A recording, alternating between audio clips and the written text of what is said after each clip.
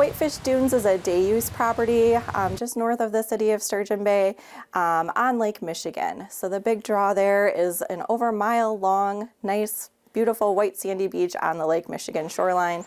Another area of the property also has a rocky shoreline, so it's really unique. Two different shoreline features there make it really unique.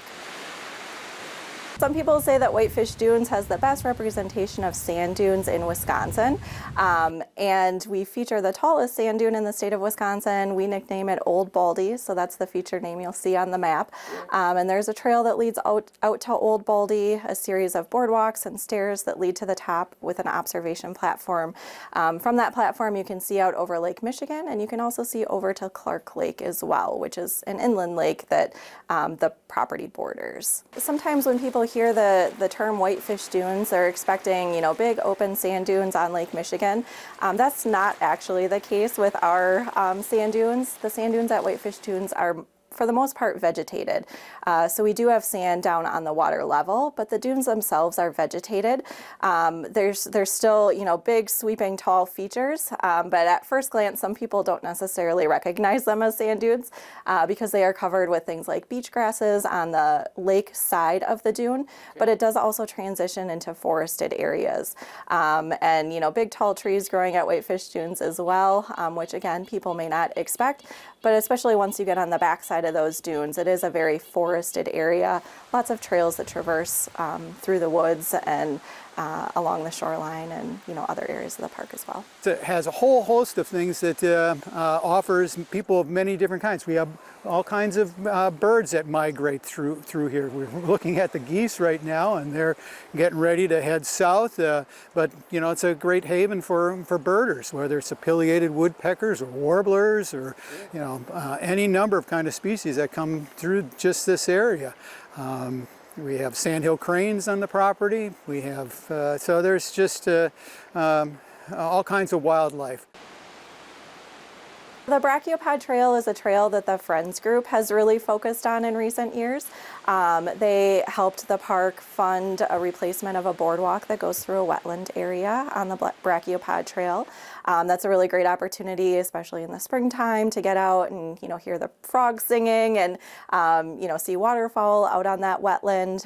But at all times of the year, it's a really beautiful location. Nice place to go for some nature observation and quiet reflection.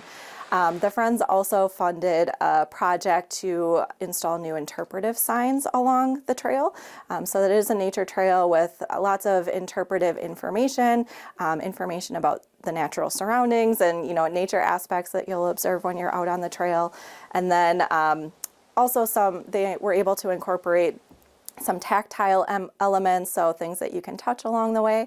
And then there's also some audio opportunities along with that trail as well. So trying to engage all of the senses and teach you a little bit about the natural surroundings as well. The Friends Group is an organization that's a nonprofit, and it takes care of this beautiful place and ensures that this is here for generations to come. We're involved in education. We support a naturalist, and we do things here to improve the park and make it a great experience for people. We maintain trails. We do grooming of cross-country ski trails in the wintertime. We have work days, and we hold board meetings, and we do projects, whether it's working on our Native American relationships, and we raise funds for many different projects, some of which you see right here, our boardwalk out onto the beach. We build trails. We are caretakers of this beautiful place. Whitefish Dunes, most of the trails are for hiking in the summer. There are a few that do allow bicycles. We also groom trails for cross-country skiing in the winter, and there's some trails for snowshoeing as well. And at the south end of the park, at the Red Pine parking lot, there is access to various trails in that location as well. There is another short kind of interpretive trail through a pine plantation, and there's some educational signs that talk about management of that pine plantation. And then there's also a trail or a spur of a trail that leads out to Whitefish Bay Creek. And that's kind of a neat location too, to get out to that creek that feeds into Lake Michigan, to see just kind of another natural element of the park. In 2025, it was a great beach season. Not only did the weather cooperate with it being relatively dry for most of the season and, you know, great hot beach weather, but the lake levels are down from recent years, which creates more of a nice sandy beach for people to access and recreate on.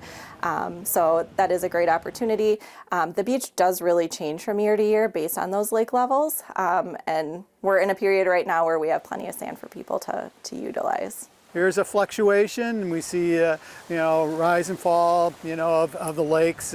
We're almost, you know, we're down probably 36 inches, maybe, you know, from just 4 years ago, and that's a huge change. But it brings our beach back, and you know, to envision, you know, volleyball courts out there, and you know, it's and families, and you know, all generations can be here enjoying this. The beach is back. You look at this new ramp right here with the, you know, that was constructed by the state, by the park system, and we lost our ramp because of high tides, you know, 3-4 years ago, which was almost at record highs at one point, and it washed out. So we had to rebuild this, and this has just been completed this last spring, and makes it accessible to all people. The sandy beach kind of abruptly turns into a rocky shoreline, kind of right at like a little bay, kind of near the nature center, the first access to the beach. On that rocky shoreline, we have a picnic area. There's a picnic shelter that's reservable, that is used for things like weddings and group gatherings, very popular facility. And then continuing traveling north, we developed a new trail last year with the assistance of our friends group to connect Whitefish Dunes State Park with Cave Point County Park. So people may have heard of Cave Point County Park. That's managed by Door County, but it's an extremely popular tourist destination in Door County, very well promoted. A lot of people go there to, you know, see things like waves crashing against the shore and you know, water spraying up against the rocks. And we always knew that a lot of people like to travel between the two properties. We made that a little bit easier by establishing a hiking trail between the two parks. You know, we have a lot of people that love to walk the shoreline. There's, you know, just over time that just overrun, damaging the shoreline and the trees. And so we wanted to move people away from the shore a little bit and build a trail that is more sustainable to the environment. And that's probably about a half-mile trail that connects Whitefish Dunes State Park to Cave Point. So it's a nice walking area, easy accessible, you know, very flat, so it makes it accessible for all people. And it was through our efforts of raising funds, the Friends Group, who were able to make that happen. We just completed that, and that's been open this year. On one side there's the water, but then on the other three sides, Cave Point County Park is completely surrounded by Whitefish Dunes State Park. So visitors to either property have really easy opportunities to go between one property and the other, and kind of gives you, you know, a little bit more bang for your buck by being able to visit two parks at the same time. I think, you know, the old timers, you know, it's a place of solitude. I mean, there are people in this park that come here every day. I think of one former friend to the park. He was a photographer, and he photographed this place. Every day he was out walking in the park, finding that peace and solitude that we all, you know, get out of these beautiful places that we have.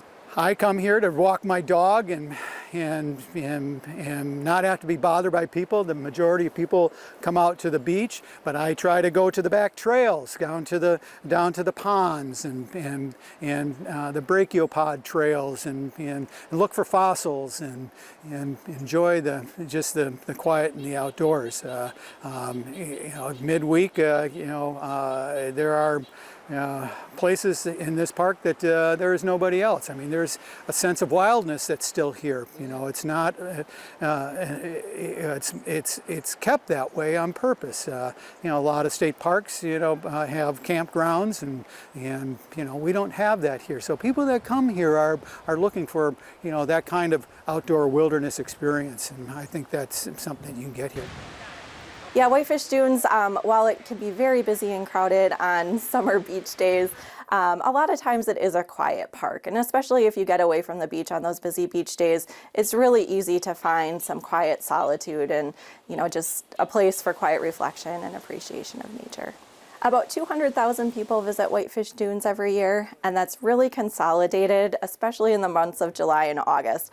So those are the big visitation months of the year, but of course it is open year-round, and we do see visitors coming and enjoying the park every month of the year, but really the big push is during the summer beach weather. The beach is the big draw at Whitefish Dunes.